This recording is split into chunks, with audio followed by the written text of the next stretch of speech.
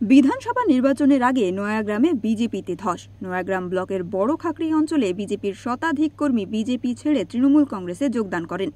১০০টি পরিবারের মোট ৩৫০টি ভোট তবে হারালো বিজেপি।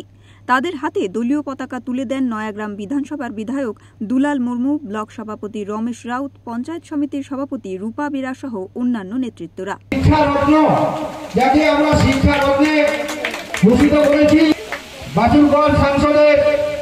সম্মানীয় বুথ সভাপতি এবং আমাদের এই ৩ নম্বর অঞ্চল তৃণমূল কংগ্রেসের একজন গুরুত্বপূর্ণ ব্যক্তিত্ব সম্মানীয়।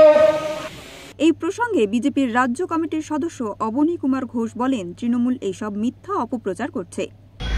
এগুলো সব ফালতু খবর, আমরা কেউ জানলাম না, ওরা জয়েন করে গেল।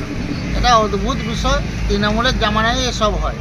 ঝাড়গ্রাম থেকে অরূপ ঘোষের রিপোর্ট, ওঙ্কার বাংলা।